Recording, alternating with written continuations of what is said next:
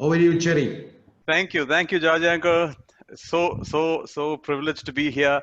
While I was listening to George Uncle and Shashi Aunty, I'm reminded of I was taken back close to 21 years. I mean, I was around 20 years when I first did a CSS in Dubai.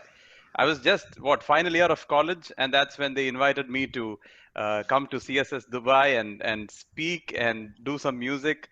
And I'm so glad things have changed. When I came, when I was 20, there used to be some of the attendees who used to put their hand on my shoulder, thinking that I was their colleague. Then I had to tell them, hey, I need to go and speak. But I was one among them.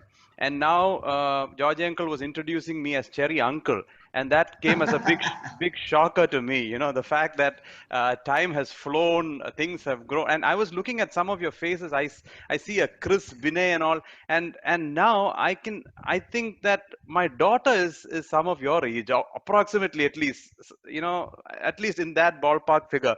That time I was single and ready to mingle. Now I'm married. I've got 2 kids, and times have changed, right? Things have changed, but the only thing that has remained constant in my life is the unchanging love of Jesus, and that's the only thing that I can go back and still testify. And well, when George Uncle was introducing me, he was saying a lot of good things about me, and I'm reminded of a story when there was this funeral. uh, a pretty bad person had died, right? And as usual, all funerals, people have only good things to say. Nobody is going to come and say the truth. So a lot of people come up in front and say these great things about this person who died, but he was a terrible man when he was alive. And after a while, his wife was standing beside the door, because she didn't even want to go stand next to this husband who was a terrible guy. And his son was also standing next to the mother. And after hearing all the good things, the mother tells the son, can you go and check if it's your father who's lying in the casket? Because that's not the man whom I married.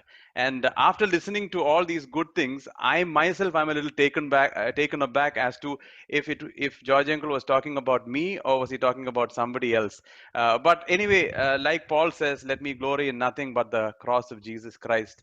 That's the only thing that I can take pride this morning. All right, so let's get into the session today. Let's dive straight into the session. I'm going to talk to you from the Gospel of John, chapter 4.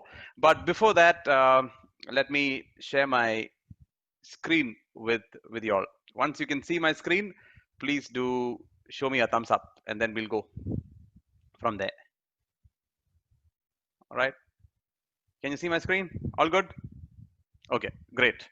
Okay, so before we get into the word, let me play a quick game with you. Not a game in the sense, I'm going to ask you a question. Some of the famous advertisements that have come on television, I'm going to check with you if you know them. If you recollect the caption, tell me the brand. Okay, so quickly I'm going to move.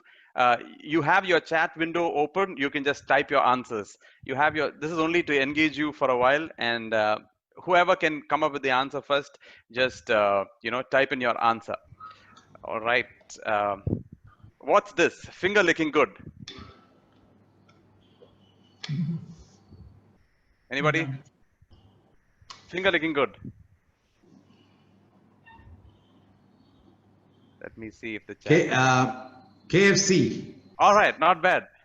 Not bad. That's KFC. All right. Okay. You can't Google it. Okay, don't switch off your camera and Google it. All right. Yeah, I saw a lot of people raise your hands, but just type it in your chat window if you can. Have a break. Have a. I am not sure if the chat is enabled. Chat is enabled. I can see it. A lot of people are. Yeah, Kit Kat. Thank you. Okay, all right. Y'all are listening. Cherry, you can see the chat, Cherry? I can see the chat. Okay, yes. Okay, then yes. I don't have to repeat it. Yeah. Okay. All right. So I think we have like 40 answers in 1 second. All right. So not bad. Okay. Just do it. Oh man, look at this. You guys are giving me all your attention. You can send the chat to everyone, but I think this is only meant for the private, is it? Or yeah, I think it's okay. It's only meant to the host. Yeah, I can see it. Okay. All right. Okay. Good. All right. Thank you. It's Nike. Thank you. Oh, sorry. Yeah, most of you got it right. All right. Ideas for life. This is a tricky one. Come on, let me see. Ideas for life. Idea, LIC, IKEA, no. Dell, Vodafone, SIM card, no. No.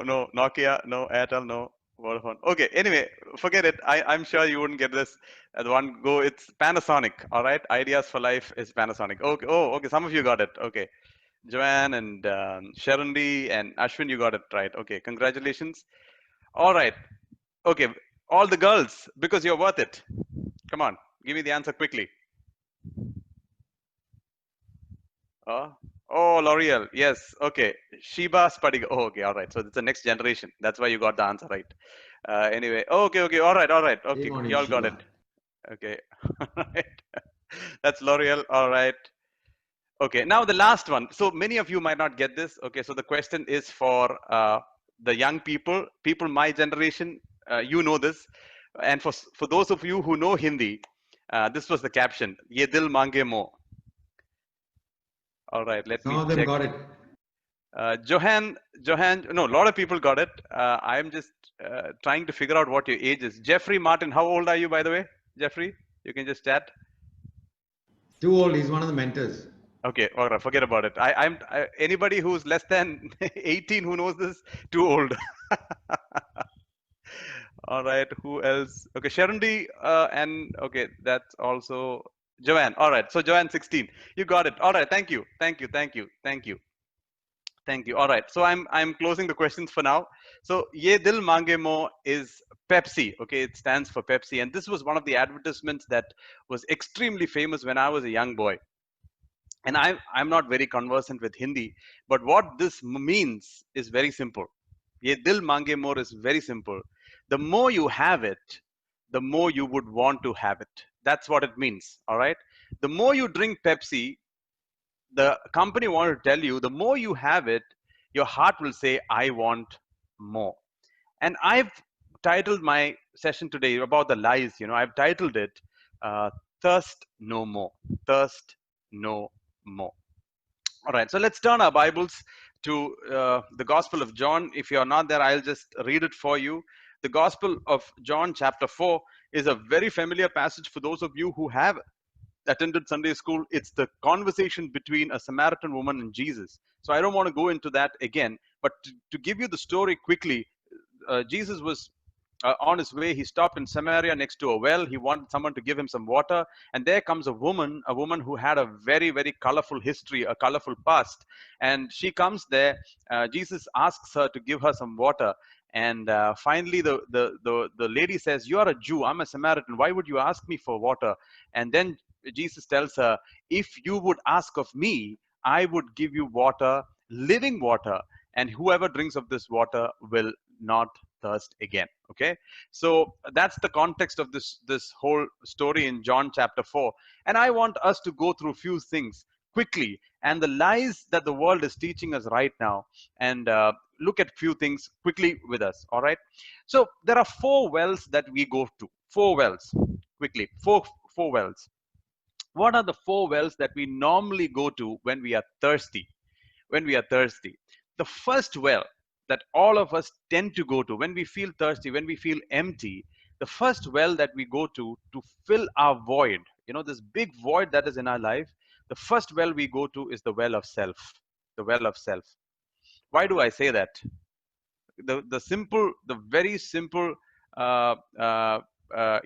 reason why I say this is the most number of books that are sold nowadays are self-help books. Okay, I don't know how many of you have a reading habit, but I can tell you the maximum volume of books that are sold right now are under the category of self-help. Why is that? Because people keep on telling you, hey, you need to become a better you. So you focus all your energy into becoming a better you. Recently, I bought a book which had a title, 6-Minute Abs. The book is there with me. My tummy is still there. Nothing has happened. But what it was trying to give you is, how can you build abs in 6 minutes? All right. So the books that get sold and publicized nowadays is all about getting a better version of you. In itself, I'm not saying it's wrong. But let me tell you, that's not the real problem. There was a guy who used to steal, bolts on railway tracks. He was a young, poor guy. He used to steal bolts from railway tracks. So finally, they thought, let's make him a better person by giving him education, because education is the problem. The reason why he is stealing is because he's not educated. So finally, they caught him, this young boy who was stealing bolts on railway tracks, and then they invested a lot of it into him. He was a smart chap, extremely good at academics, and he became an aeronautical engineer. Aeronautical engineer. And finally, they thought, hey, we've made a success story. We've made a success story from from a guy who was stealing bolts on railway tracks. We've made an aeronautical engineer. And you know what happened after a couple of years? They started realizing that there was a lot of heavy, expensive equipment that was going missing from aeroplanes. All right. The aeroplane cockpits started having a lot of things that were missing. In the morning, they used to go and look, and there were very, very costly equipment that was going missing. And what they realized is all that they could do is to change the education that brought the change that the education brought into this person was, earlier he was an uneducated sinner, now he's an informed sinner. That's the only difference. And you can get better at yourself, but that doesn't solve the problem in the heart, the core issue in your heart. And yesterday, the great loss, Sam would have spoken to you about the great loss and what we lost, and how sin entered man, and because of sin, how people are sinking in sea. And you know what self-help does? If somebody comes and tells you, hey, you are a good person, you can be the better person, and all that it takes is a little bit of will from you, and why don't you save yourself?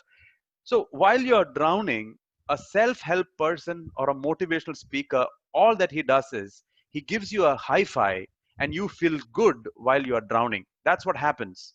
At the end of it, you feel good that you attended that sermon. You feel good that you read that book. But in reality, you are still drowning in your sin.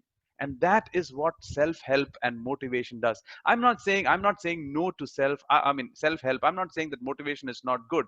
But let me tell you, this is what Paul the apostle says after getting all that he wanted to achieve. Okay, he says, for I know that good itself does not dwell in me. There is nothing good that dwells in me. That is my sinful nature. For I have the desire to do what is good, but I cannot carry it out. Many of you young people, you're looking at me and saying, you know what, we have come to this program only because we want to change ourselves. And I want to tell you, and I want to burst the balloon right up in front and tell you, you cannot change yourself. You cannot do that. It is impossible for you to change yourself. You can maybe become a more educated sinner. You can be a more talented sinner, but you will still remain a sinner, and you will die a sinner unless someone comes and helps you. So the first well that you and I tend to go is the well of self. I want to be a better me.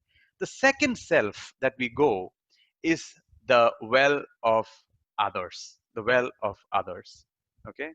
The well of others. First we look inward, then we look outward. Jesus said to her, you are right when you say you have no husband. Jesus asks her a direct question. Go bring your husband, woman. And then the woman says, I don't have a husband. And Jesus goes right to the point and says, you are right when you say you have no husband. The fact is, you have had 5 husbands, and the man you now have is not your husband. What you just have said is quite true. What was the woman trying to do? The woman was looking for quenching her thirst, that big void.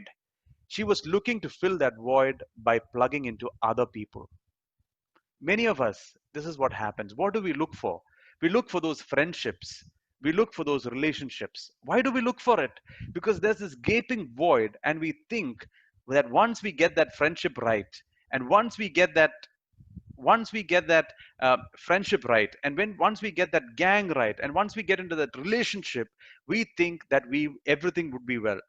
You know, in Kerala, there might be this guy who's wayward. All right, he might be living his life, and they always say the solution is to get him married. Okay, that's what people say. Okay, let's just get him married, he'll be all fine. Okay. And what happens is, earlier he was only making life miserable for himself. Now he's getting life miserable for both the people, right? So all that you do is you shift the problem from a bachelor to a family. That's all you do. And what do people try to do? You're just trying to say, only if I can get that girl, only if I can get that boy, my life would be set. Can I tell you something? That well will disappoint you. You can go after it. That's why Jesus said, whoever goes after this water will thirst again. But we tend to look at the well of others. Can I tell you why? I'll give you a good illustration or a practical. How many of you are on Instagram? Raise your hands.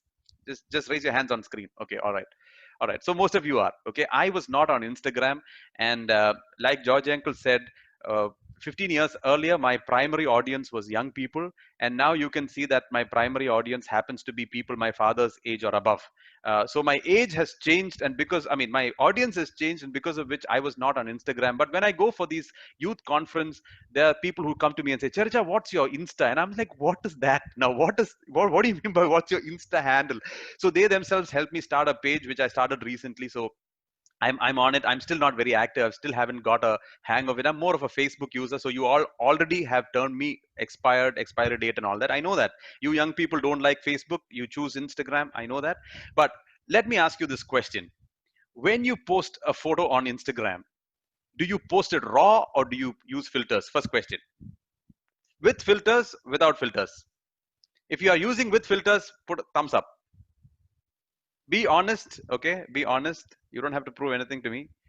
Okay, you use a filter. Thank you so much. You use a filter, Sarah. You've been very honest. So you put a filter and then you post it. Why do you do that? All right, because you look better, at least in the eyes of somebody else. All right, that's fine. You post the picture with the filter, and after you post the picture, what's the next? What do you do next? What do you do next? Okay, now you posted the picture. What do you do next? I'll tell you what you do next. The next thing is you patiently wait for likes. Isn't that what you do? You patiently wait.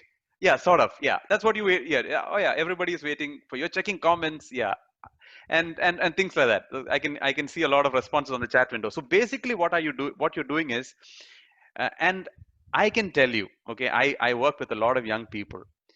I can understand the mood of a young person by looking at his Instagram page. If the number of likes is below 20, the guy is kind of okay. I mean, he's normal, he's not smiling much. If the likes are between 10 and 100, you have a small smile on his face, right? And anything about 200 and 300 likes, you have a guy who's excited for the whole day. Why does that happen? Why does that happen? Simple. Because what we are looking for is getting our thirst quenched from the well of others. When someone says, fantastic, you look beautiful, you're amazing, you're so talented, wow, you feel good. The problem, nothing wrong in it. The problem with that is when you live with that kind of expectation, the day when somebody doesn't appreciate you, you're drained, you're demotivated, you don't even know why you're alive. And we are living in such a pseudo world where people even pay for likes. Can you believe you pay your own money for somebody to like you? It's unbelievable, but that's the kind of world we are living. A lie of a lie of the enemy trying to quench your thirst with. And let me tell you this. I'm not very old, okay? I am 37 years old, but in my 37 years I found one thing. I'll tell you this much. Very If you try to fill your vacuum by filling it up with relationships, you will be, no doubt, you will be disappointed, because God has given you that vacuum that only He can fill. It's very clear. Like Pascal said, right? There is a God shaped vacuum in the heart of every person. You try to fill it with relationships, you will be still void. So the second well is the well of others. Now, the third thing is the well of the world. So, first, you try to fill it with the well of self, you turn to yourself. Then you try to fill the void with the well of others. You try all relationships, you try all kinds of friendships, you get involved in all kinds of gangs. Then finally, then you come into the well of the world. Okay? And Jesus says, everyone who drinks this water will be thirsty. First, you might try money. All right.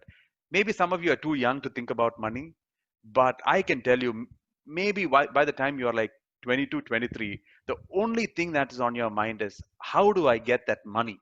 Okay, I want to save $500,000 or maybe $1 million and put it in the bank, and then I will be happy. I will be happy. You know, it's very interesting. I come from Kerala. Kerala, the system is very simple. All right. When we grew up, there were only two choices when you finish education, when you finish 12th. First is either you choose engineering or you choose medicine. There are only two choices when we grew up. Now for you, things are different. When we grew up, it's, yeah, Lisa is shaking her head. Yeah, so there are only two choices, right? Either engineering or medicine. So you choose either one.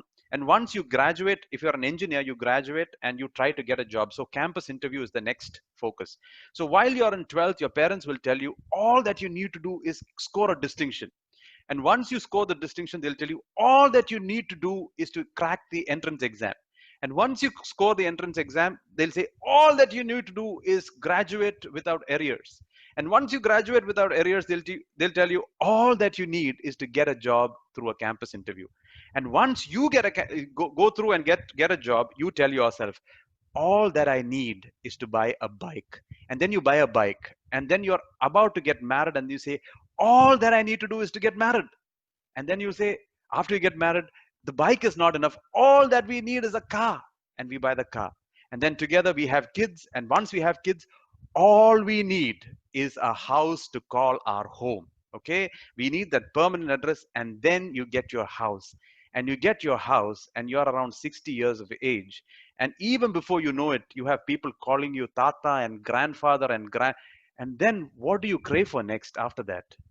Then you say, hey, you know what, all I want is for my son to become a doctor or an engineer. And then what happens? After that, I want him to get through campus placement. And then what? I somehow want them to become, and the cycle goes on and on. And if you live long enough to have grandchildren, that's exactly the same cycle. And then you know exactly where you will be buried also. If you're from Kerala, you know the cemetery in which, I know the cemetery in which I'll be buried. I see it like almost every day. And you try to fill that void with the things of the world. And let me tell you, money cannot satisfy. Why am I saying? It's not because I'm talking out of experience. I'll tell you, JD Rockefeller, okay, quick question. Chat box, open your chat box. Tell me who's the richest guy on planet Earth right now. Richest guy on planet Earth. Quick. Okay, Jeff Bezos, Mukesh Ambani. Adara, Mukesh, you meant Mukesh Ambani? All right. Okay. Jeff Bezos, Bill Gates, Jeff Bezos, Ambani, Bill Gates. Okay. All right. Okay. We'll stop there for the moment. Okay. All right. Thank you. Trump. No, it's not Trump. Ellen. No, it's not Ellen. Thank you. Okay. Some of you need GK lessons more than scripture lessons. Fine. It's okay. Cool. Relax. All right. Tesla person. Okay. You mean Elon Musk? All right. Thank you. All right. Okay. We'll stop the question. You know, right now the richest person on planet Earth is Jeff Bezos, after which it's Bill Gates, and Mukesh Ambani is now number 4. But you know, there was this guy who was richer than all of them. He's the guy who was like hit his first billion. His name is JD Rockefeller. Okay, he was part of the Rockefeller Foundation, and he owned most of the oil rigs in the world, and the currency printing thing was owned by the Rockefeller Foundation. Massively rich guy. I'll tell you how rich he was. He didn't want to die, so he used to get guys on standby who could donate their heart when his heart grew weak. So he had 3 heart transplants, and he lived till 130. That's how rich this guy was. Okay, a lot of money. And when this guy hit his billions, a reporter came and asked Mr. JD Rockefeller, Mr. Rockefeller, I want to ask you this question: how much money does it take for a man to be happy? Some of you young teenagers are saying, hey, I just need a couple of thousand dirhams and I'll be happy. Some of you who are working are saying, I just need $500,000 or $1 million dirhams in the bank and I'll be happy. JD Rockefeller, the richest man at that point of time, they asked him, Mr. Rockefeller, how much money does it take for a man to be happy? And in his classic answer, you know what he says? He says, just a little bit more. Just a little bit more. And can I tell you, if you go to the well of the world, it is shouting and screaming to you, just a little bit more. You can have wine and drugs. You can have all the money that you want. Your craving inside will still scream at you saying, just a little bit more. Some of you you know, Michael Jackson was a big thing while we were young people. All right, I know he doesn't make any sense to many of you. You guys are Ed Sheeran and I don't know what you follow, but whatever it is, Charlie Puth or whatever, I don't know. But when we were small, Michael Jackson was like everything. I mean, nobody could sing like him, nobody could dance like him, and I can tell you till date, I don't see another entertainer as big as Michael Jackson in the history of the pop music. I don't think there is anybody else. And Michael Jackson, in spite of having everything that he, I mean, just imagine in in Kerala, there's a film song that went something like this. Jax, you know. Okay, I mean, many of you are not Malayali, so there's no point talking about it. Anyway, so Michael Jackson was a big guy. He was huge. All right, all the money, all the fame. You know, uh, uh, I mean, just imagine if we were not Michael Jackson, even if we were a local Jackson, how we would have walked around, right? We would have had a chin in the air, and we would have been just living life. And this guy was the biggest guy on planet Earth. And when he died, guess what his last words were? When he died, you know that he died of a drug overdose, right? The last the last lines to his doctor was this: "Doctor, more milk. Doctor, more milk." Means what? Amul milk, or he wanted more milk? Is that what he meant? That's not what he meant. He used to be addicted to a drug called as propofol. Propofol is a drug which my friend in anesthesia, Dr. Jitin, tells me that it's used for anesthesia. He used to daily inject propofol, and the common name that's used in the market is milk. So when he was dying, he said, "More milk." What was Michael Jackson trying to tell you and me? You can go after the well of the world, and all you would need is a little bit more all the time. You can try it. You can try it. From my little experience, whenever I have tried the world, whenever, all that I wanted is a little bit more. All that I wanted is a little bit more. And I tried to tell myself, this is the last time I'm going to do it. I'm going to have this one thing and I'm going to stop. You will never stop. This is the last time I'm going to watch this, and after this, I will never watch it. You will never stop. And I can guarantee you, people who are looking at me right now through the screen, I can guarantee you this is your testimony too. You have been trying to tell yourself just one more time, and that one more time never came. And you kept on saying, just one more time. Jesus is trying to tell that Samaritan woman, woman, the well of the world will disappoint you because you will thirst again. That is a global phenomenon. It doesn't matter who you are. You might be a Michael Jackson. You might be a young boy living in one corner of Dubai. It doesn't matter. You run after the well of the world. You will just need a little bit more and never be satisfied. Never be satisfied. So let me tell you this, young people. Many of you even echo what I'm saying. You don't have to hear it from me. You are already telling yourself, yes, I've told myself one more time and I've never been satisfied. Right? And Jesus is trying to tell this woman, hey, you will thirst again. And, you know, we talked about Michael Jackson. Anybody knows who this is on screen? Chat window open. Let me check your GK one more time. All right. A lot of messages. Okay. Let me see. Okay. Got it. Okay. Thank you. All your answers are right. All your answers are right. Okay. This guy is Michael Phelps, 24 Olympic medals. Okay. How many of you swim, by the way?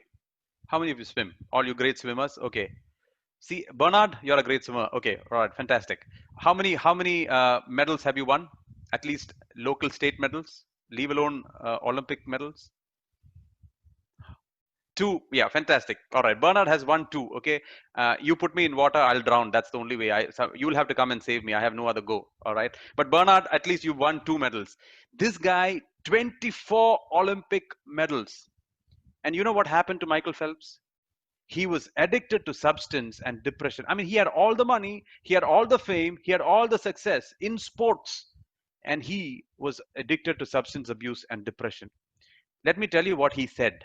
Let me tell you what he said. This is what he said. Everything else leaves us empty when we don't have Jesus. Everything else leaves us empty when we don't have Jesus. And he comes back and he wins more medals because Jesus was willing to give him a second chance. He was willing to give him a second chance. Let me tell you, younger brothers and sisters, today, if you're listening to me, you have been, before you came into the camp, you said, I want to try the world one more time. I want to experiment with this one more time. But let me tell you, if you would just stop there and say, Lord, I want to try you once, he will give you a second chance. He will get you. It's not just a second chance, it's a real chance. He gave it to me, and he can give it to you. He can give it to you if you would be just honest with him. So you can go to the well of the world, you will never be satisfied. Some of the movie actors think that if they hit 1 million likes on Instagram, that's where it is. The moment they hit 1 million likes on Instagram, they realize that the actor next to them got 2 million likes. Then what happens? You think you just need to build a great house, and then you have your friend build a bigger house. Then what happens? The well of the world will will make you want for more. And finally, look at the woman.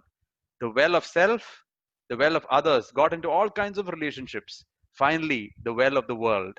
And then, as if that's not enough, finally she tries the well of religion. Religion. The moment Jesus comes and approaches her with a direct question, immediately she becomes very religious, like some of us, right? You know what she says? Our ancestors worshipped on this mountain, but you Jews claim that the place where we must worship is in Jerusalem. Which one is right? All of a sudden, this woman who had 5 husbands becomes a philosopher. All of a sudden. And you can try the well of religion too. There are so many young people who come and say, hey, I don't believe in the Bible. Like George Uncle was saying, I don't believe in the Bible. Why? Who created God? Who married Cain? Did Adam have a belly button? How about my church? My church pastor is not good. Our bishop, he was caught for this. Why should I trust God? And you automatically become very philosophical. And we use religion as an excuse to say no to Christ. Can I tell you, I played religion all my life when I was a young boy. I played it. I mean, whatever you wanted me to do, I could do. You wanted me to sing, I could sing. You wanted me to pray, I could pray. You wanted me to use the right language. I'm a preacher's kid. Come on. I can use any language that you want me to use. And what was I doing? All I was doing was playing religion without surrendering my life to Christ. And many of us are like that. We come to church, we do Sunday school, we do teens meeting, we raise our hands in worship, we pray, we play religion. And you know what Jesus wants to tell a person who plays religion? Even that well, the well of religion, the well of so-called church will leave you empty. Isn't that why you walk out of church and then you go after the next relationship because you're not happy and you're not satisfied? That's what I was. I would play in church and I would come out of church. And what is it that my heart wanted? My heart had wanted everything that the world had to offer because I was not satisfied with the one who could satisfy me. And the only reason is because we play religion without surrendering our life to Christ. Many of you who are listening to me, like me, may be in a position where you are playing religion. Friday morning, you're in church. You're raising your hands in worship. You know all the right songs, but you have not completely surrendered your life to Christ. And you know why? And after church, Friday evening, you come back and all you are telling yourself is this: I want more because I'm not satisfied with what I got on Friday morning. The well of religion, trust me, will leave you thirsting for more. So what's the solution? Okay, I talked about the 4 problems, the 4 wells. You went to the well of self, the well of others, then you go for the well of the world, and finally you even try the well of religion. It can be any religion. It can be even Christianity for that matter, the so-called nominal Christianity. It can be any of the religions that you are trying. And the religion also, for the time being, you feel good because your consciousness has been, conscience has been kind of soothed. So you feel, I confess my sins, so I feel a little good. What is the solution? Let me tell you. The solution is found only in the cross of Jesus Christ. That's where the solution is found. Nowhere else. Nowhere else. You can try all you want. You try everything that you want. I mean, why do you want to try? Look at people who have tried it all. Like King Solomon. You think Dubai has the greatest party scene? What's that place? I forgot. That nightclub on the pyramid on top, which used to get lit. What is that place called? I forgot. Anyway, whatever that place is, you think that's got the best party scene? There was a guy who had a much better party scene. His name was King Solomon. He could fly in peacocks for his night party. He's that kind of a guy. He could buy countries. Okay, queens would travel to him for the night party. He's that kind of a guy. And after experimenting with 1,000 women, you know what he says? With all the money, with all the pleasures, this is what he says: vanity, vanity, all is vanity. And let me tell you, the world and the religion and the well of others is all vanity. Otherwise, shouldn't Michael Jackson be the happiest man in the world? Shouldn't John D. Rockefeller be the happiest man in the world? But they are vanity. And the purpose is found only in the cross of Jesus Christ. But look at Jesus' approach. I want to tell you two things, and I want to expect a response based on this. First thing I want to tell you is Jesus is direct. Okay, if you're listening to me this morning, Jesus doesn't want to play games with you this morning. He doesn't want to play games. There was a time when I used to do teens meeting and youth meetings. My only goal during the meeting was to ensure that after the meeting, young people come and say that they had a great time. Now I'm not bothered. I'm telling you honestly, I'm not bothered. You have the greatest time or you have the most boring time, I'm not bothered. But Jesus doesn't play games. He's very, very direct. He comes and says this. You know what he says? Hey, listen, you told me that you don't have a husband. That's partially true. But let's get to the bottom of the problem. The problem is you had 5 relationships, and the man that you're living with right now is not even your husband. And Jesus comes straight to the point. She was beating around the bush, and Jesus comes straight to the point. While you're listening to me, the Holy Spirit is coming straight to the point to you. He's not talking to 184 people. He's talking to you right now. And he's telling you, don't play games. I know where you've been. I know exactly where you are right now. I know what you're hiding from the world, but it's naked before me. He is so direct. And he says, woman, don't play games with me. I know where you were yesterday. I know where you were 5 years back. Right now we are going through COVID, the COVID situation, right? In Kerala, supposedly they have the best tracing mechanism. Okay, that means if you have come in touch, if you've been diagnosed with COVID, within a span of half an hour to 1 hour, they'll find out where all you have been, which ATM you visited, who all you met, which wedding you went for. They'll find out everything. Like the Bible says, what has been done within the confines of the home are being shouted on the rooftops. And people who are ashamed of what they did in the past 2 weeks, they don't want to tell people where they were, but they'll still find out based on their mobile GSM. Okay. But let me tell you, Jesus today sees everything. And he's coming to you direct and saying, hey, don't play games with me. Don't try to hide from me. I know exactly where you are. I know what you're trying to hide. I know everything about you. And he wants us to be direct with him. I mean, all your questions and all your philosophical statements and all don't hold water. Don't come to me and say, should I worship in this mountain or should I go to that church and all. You come to me first and be direct with me, because I'm going to be direct with you. He's like a doctor who exposes the wound. If my son yesterday evening, he cut his knee, all right, he cut his knee yesterday evening, and he's got all this gravel on his knee and it's bleeding. Would I be a loving father if I say, hey, Neil, come here, let me put a bandage over it and nothing will hurt, you will be fine, just go back? I would not be a loving father. So what I did is I removed his clothes, I put him under the shower, I washed that gravel, and he was squirming under the pain. And after that, you know what? I took my aftershave and sprayed it on him. Just imagine. And he screamed at the top of his voice. But I will do it. You know why I do it? Because I'm more interested than in his cleanliness, the fact that he needs to be healed, than I am interested in the fact that I want him to be happy and not cry for the next half an hour. I'd rather have him cry now than him lose a leg in future. And every time Jesus approaches a person, he's straight with your sin. Why? Because he wants to ensure that he saves you from the sin that will destroy you. You think that the pleasure that you are enjoying right now, God doesn't want to have it because he's like this anti-fun person sitting up there? No, because he knows what it will do to you.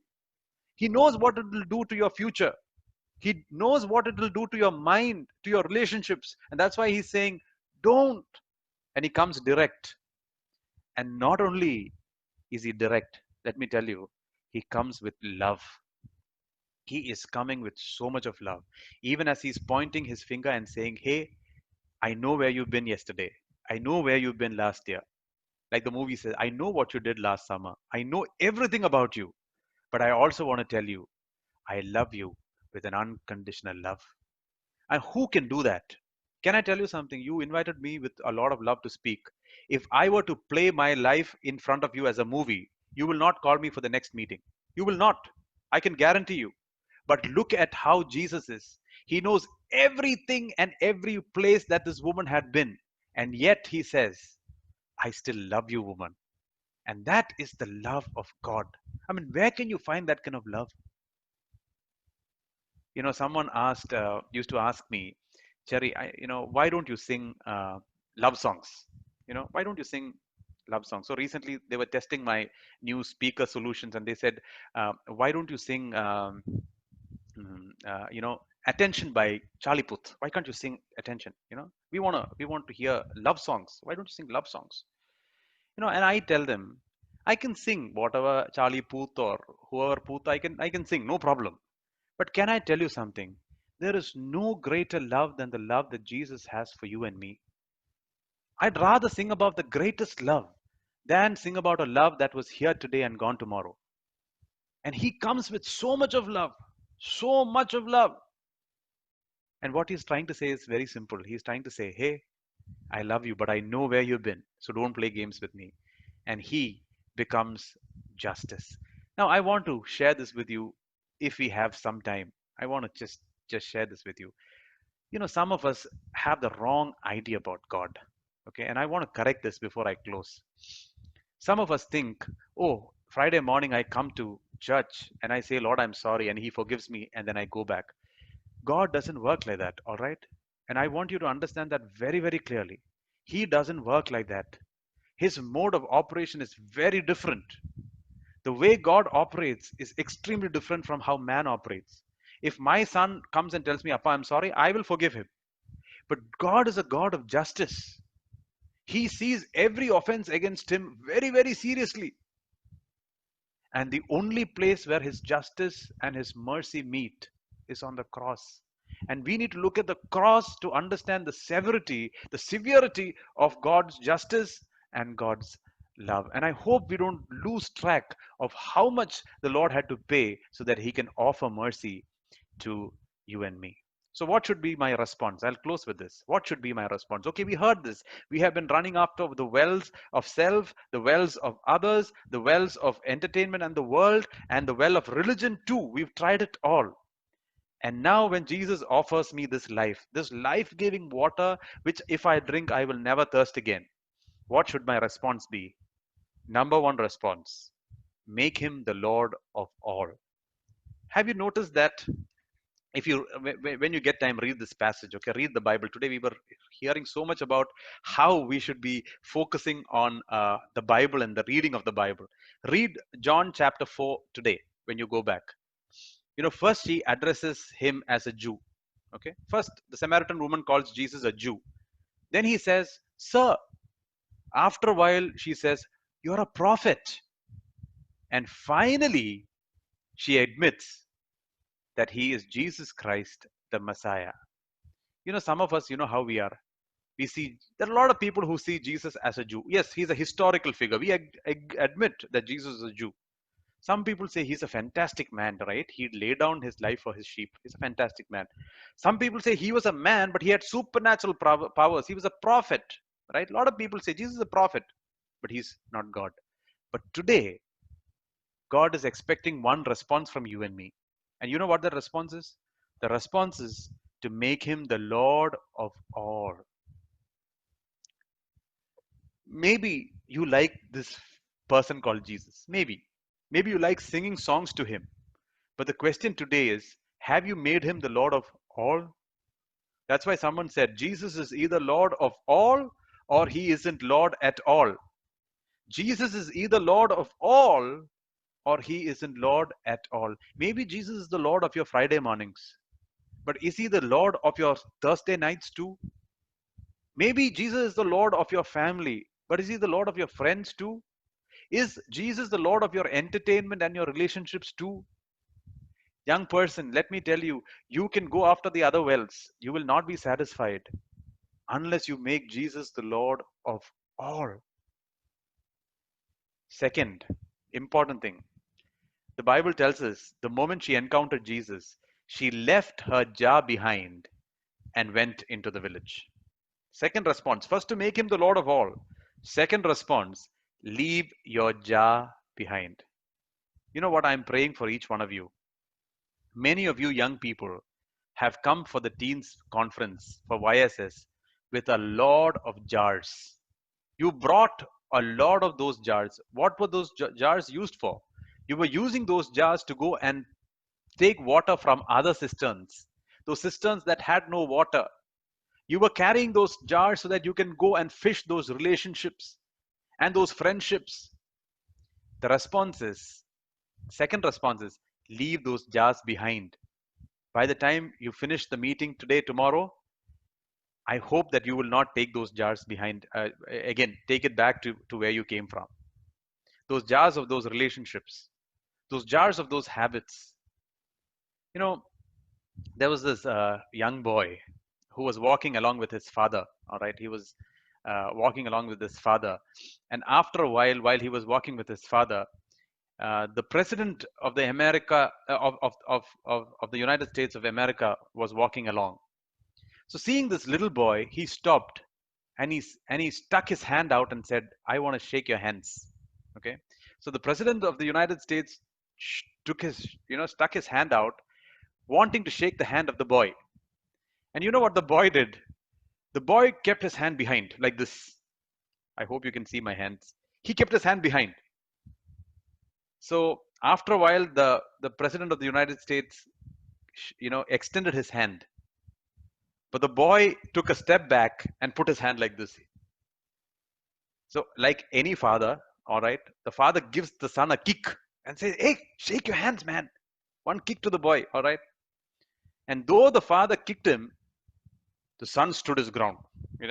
He wouldn't budge. He wouldn't budge.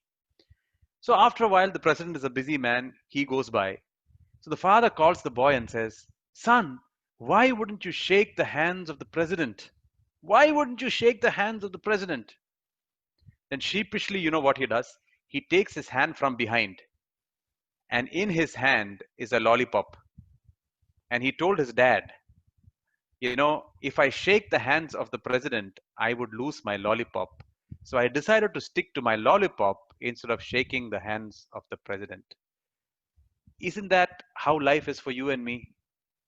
The creator of the universe is extending his hand through his son, Jesus Christ, to you and me. But what are we doing?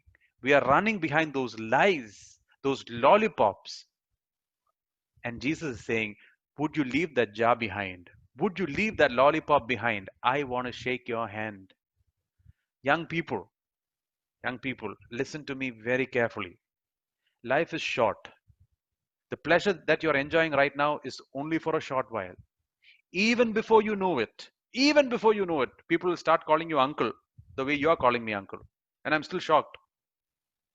I considered myself young, right? But this is how life is. The only people in CSS who keep growing younger is George Uncle and Shashi Aunty. Everybody else is growing old, right? Everybody else, including me. Sometimes I feel I'm more comfortable preaching to older people than younger people. But let me tell you, are you holding on to lollipops this morning? If the Holy Spirit is pointing certain things in your life saying, throw it away, you would be a fool to hold on to that lollipop and not shake hands with the creator of the universe. You would be a fool. I would be a fool if I want to encourage you by saying this. Throw that lollipop away and extend your hands to the King of Kings. You will never, ever regret that decision. Surrender your complete life, your relationships, your habits, your friendships, your attitudes, your everything to the Lord Jesus Christ this evening and your life, and you will never thirst again. And finally, get into the world and be a witness. Get into the world and be a witness. You know, the first missionary that we can see in the Bible is a woman who had 5 husbands. How do you like that? How do you like that? The first missionary in the Bible is a woman who had 5 husbands. That is the hope that God can give you and me. He can take a useless person like me and graft me into Jesus Christ and make me a missionary. And that is the grace of Jesus this morning. You think you're 13 years, you think you're 15, 18 years, you think you're useless, you think that you can be of no good. Let me tell you this one thing. If you would throw your jar behind and extend your hand to the hand of Jesus Christ, all I can tell you this morning is he will make you and me a missionary. Is there a greater privilege than to be the missionary of the one who laid his life for you and me? You think Michael Jackson was lucky? How about this woman? She doesn't even have a name, and yet I'm talking about her this evening. Where did that come from? And that is what the Lord can do through you and through me.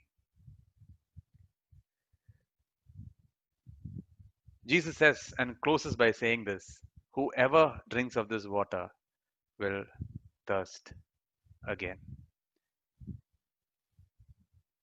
Let me let me close by saying this. Let me close by saying this. What are the lollipops you and I are holding on to? What are the lollipops? I want you to look at that.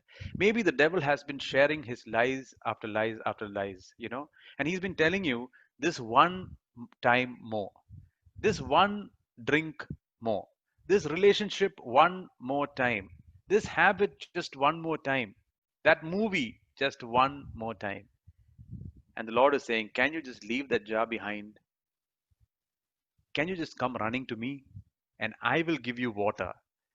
If you drink of it, you will never thirst again. Show me one young man who has committed his life to Christ and has regretted. Show me one young man, one person who has genuinely committed his life to Christ and has regretted it. And today I want to stop by saying this. If you have been running after other wells, the well of self, the well of others, the well of religion, the well of the world, it doesn't matter where you've been. It doesn't matter. Jesus is showing so much of mercy to you and me and love to you and me today. But he comes to you straight, very straight, and asks you this question. I want you to be direct with me. Many people play games with God. Can I tell you something? You know, the greatest tragedy that happened 2000 years ago? The biggest event in history is happening in Golgotha, right? Golgotha is the place where Jesus was crucified. The Son of God was crucified between 2 thieves and raised on a cross, the most excruciating, painful death. And you have a man who's dying for all of humanity. And right below his feet, what is happening? There are people who are playing games and casting lots for his garments. Can you imagine? The greatest event in history is happening just above their head. And what are people doing? They are playing games. Today, there are a lot of people who come to church and play games. And all that they think is, what can I get out of Christ? And all Christ is demanding is, would you please cast your jar away and come to me 100%, wholeheartedly? And if so, he can change your life. He can make a mess into a message. He'll change your life once and for all. Let's throw those lollipops away, right? And give and extend our hands into the hands of God. He will make you a missionary. I want to close by saying this. Do not underestimate yourself. Don't think that just because you're 13 and 15, your life is going to be one waste. If you would just commit your life into the hands of God, you have no clue what He will do with your life. You have no idea what He'll do with your life. And there is nothing greater than living your life and dying for the sake of your Savior. Live a life well fulfilled. Don't waste it running after all these wells, running after all these lollipops. Run after Jesus, and your life would be the most joyful, most purposeful, most exhilarating life that you can ever have. May God bless you. And I just pray that you would submit your life, surrender your life completely. Don't, not one area, okay? Every area before you leave out of this place. God bless you.